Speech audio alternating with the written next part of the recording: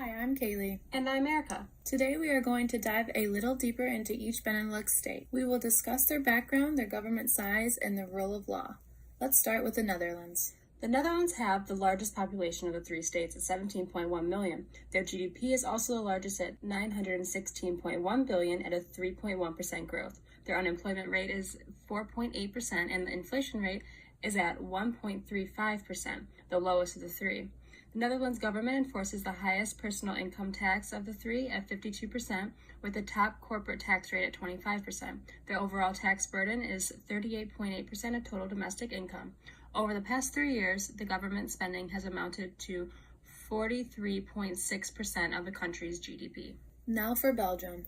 Belgium's population is 11.4 million with a GDP of 528.5 billion. They have the lowest growth at 1.7% and the highest unemployment rate at 7.4%.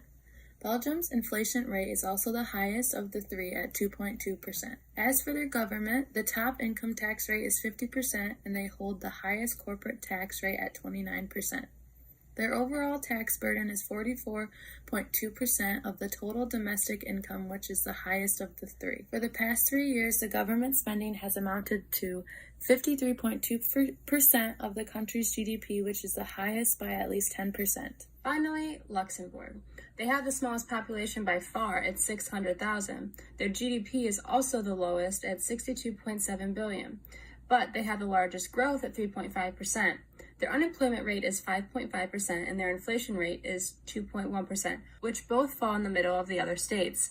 While their government has a top individual income tax rate at 42%, which is the lowest of the others, they have the lowest top corporate tax rate at 18%. The overall tax burden is also the lowest at 37.1% of the total domestic income. Luxembourg's government spending has come to 42.2% of the country's GDP. This is the lowest of the three. Now that we have compared the state's background and government size, we can talk about the rule of law. In all three, private property rights are strongly protected by law. They also enforce contracts. Belgium, the Netherlands, and Luxembourg all do not tolerate corruption. Belgium's judicial efficiency is at 61.6%, while the Netherlands is at 74.7%, and Luxembourg's is at 72.4%. In conclusion, after comparing the three countries involved in Benelux, we have been able to see the differences and similarities, and we hope you did too.